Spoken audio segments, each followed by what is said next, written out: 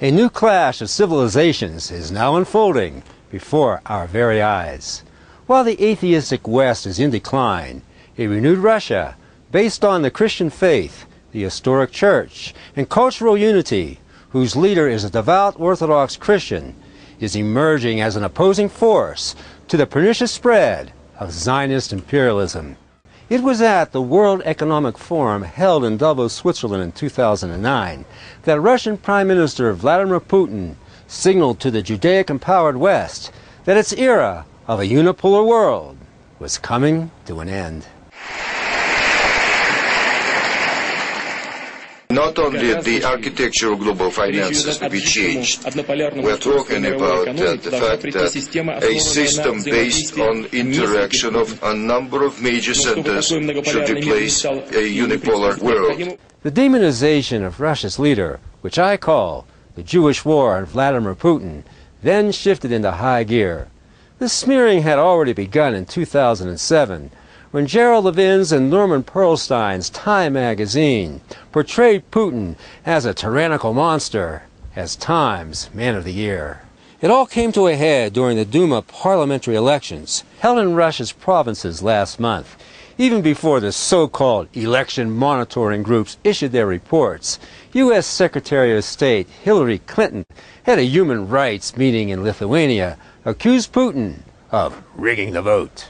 A number of governments continue to view civil society as adversaries instead of partners. We've just witnessed a flawed Duma election in Russia, including efforts to halt the election monitoring. Putin was quick to respond, pointing out that Clinton's blatant lie of voter fraud signaled to the Zionist-funded NGOs to begin their staged, well-rehearsed anti-Putin protests. Нужно вырабатывать формы защиты нашего суверенитета, защиты, вот сделала госсекретарь, дала характеристику, оценку выборам, сказала, что они нечестные и несправедливые, хотя еще не получила даже материала БДИЧ, наблюдателя БДИЧ.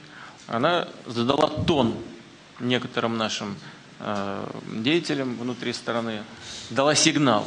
Они этот сигнал услышали, и при поддержке Госдепа США начали активную работу. With Jewish chess champion Garry Kasparov at the lead of the protests, complete with the typical and obviously heavily funded. Lots of money here, folks. This is not some spontaneous grassroots protest. Rehearsed theatrics, catchy slogans, and expensive Photoshop posters, some of them pointedly anti-Christian, the sure work of Jews, since the church is very popular under Putin. The leading U.S. State Department-sponsored NGO behind the contrived protests in Russia, as reported by the renowned contemporary historian William F. Engdahl, is the National Endowment for Democracy, known as the NED. This organization has absolutely nothing to do with democracy, but rather with subverting governments that oppose the Zionist West quest for world hegemony through conferences, elections monitoring, and social networking. Dubious beginnings mark this so-called democracy group.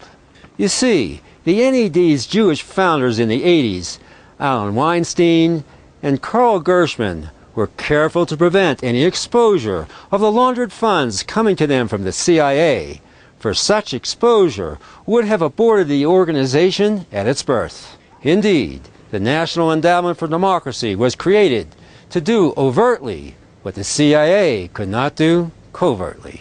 Gershman remains the president of the NED, where he is enabled by two powerful moneyed Jews who serve on the board of directors, Kenneth Duberstein, who also serves on the board of the Boeing Company, and Larry Liebenow, former chairman of the U.S. Chamber of Commerce, who now directs the NED's International Policy Center. The Jewish war on Vladimir Putin is now in full bloom. Yet in spite of Jewry's efforts to destroy him, Vladimir Putin, a devout Orthodox Christian, has as his reinforcement troops all the powers of heaven.